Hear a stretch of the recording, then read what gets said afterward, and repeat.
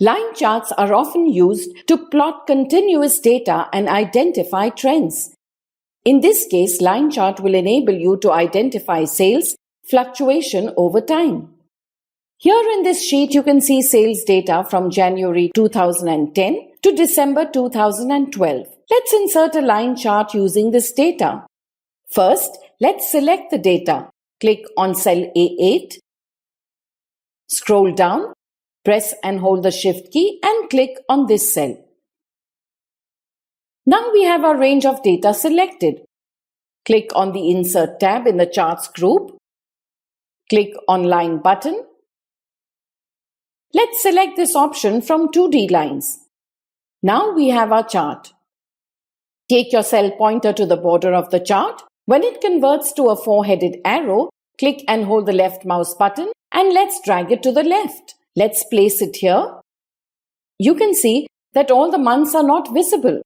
So let's increase the size of our chart.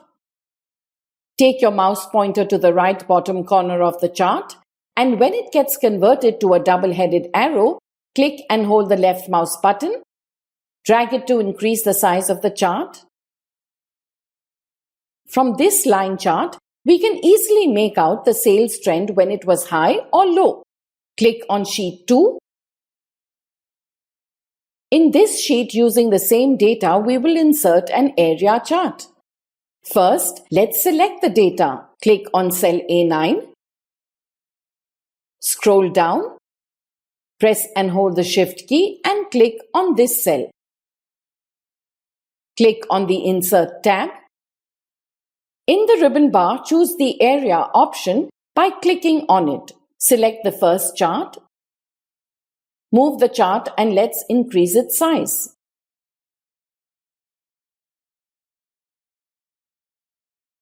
Click on the Design tab.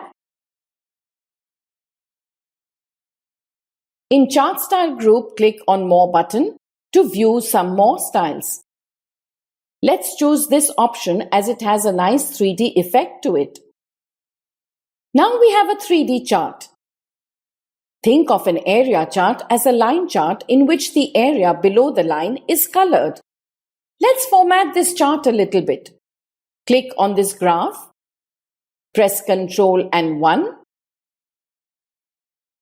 The Format Data Series dialog box opens. You can see few options on the left-hand side. Click on 3D Format. We have here width and height options. Let's increase the width by clicking on the up arrow. Let's increase it to 11. Let's increase the height to 15.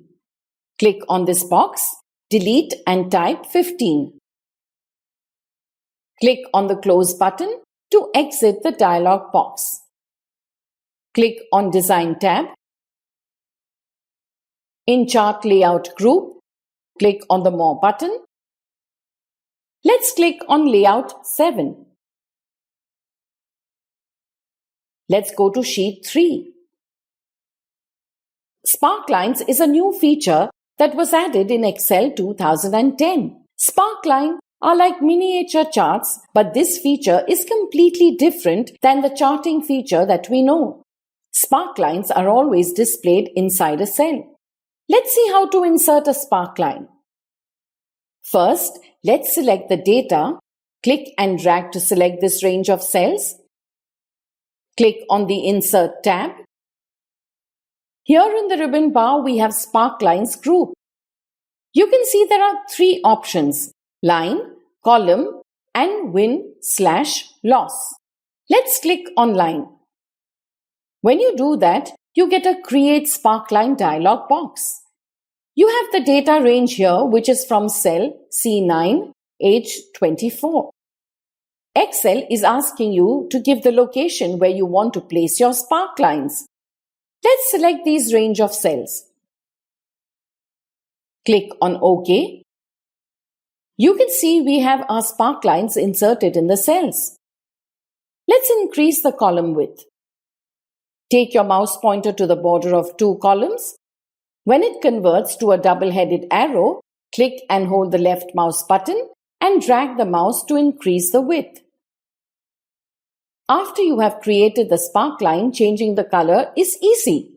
Ensure that sparklines are selected and click on the Design tab.